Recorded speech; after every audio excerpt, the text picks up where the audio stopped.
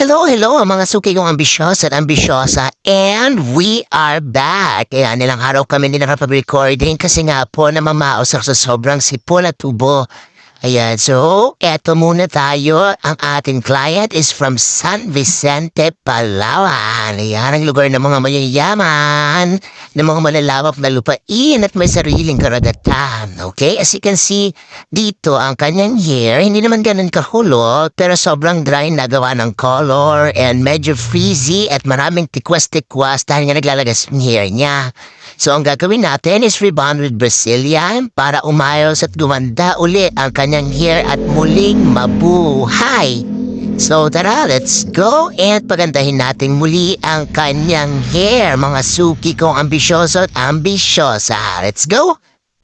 And pack! O, ayan. Diba? Kung nakikita nyo guys, sobrang ganda na ng hair. Hindi ko na pinakita yung procedure kasi nga may mga customer pa na nakapila pero hindi na ako nakapag-video. So, sorry.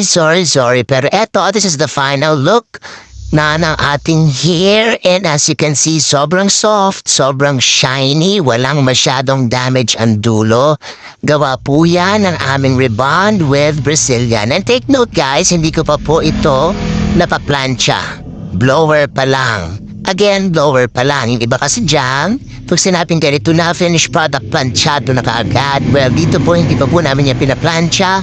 As you can see, makintab na kaagad. Bagsak na bagsak yung hair and super soft. Yan, yung mga nakikita nyo, siguro yung mga tikwas-tikwas din yung kanyang mga bagong tubo na buhok. Ayan, na talagang nagtitikwas at kasi kung nag-hair fall siya. But, diba, as you can see, maganda na yung hair. And para sa mga nanonood dyan, kayo na lang po ang inaantay. Dito lang kami located at Baltan Street, harap mismo ng Red Box. Para sa mga gusto mag-avail ng aming Rebond with Brazilian promo, sugod na! Kayo na lang inaantay namin!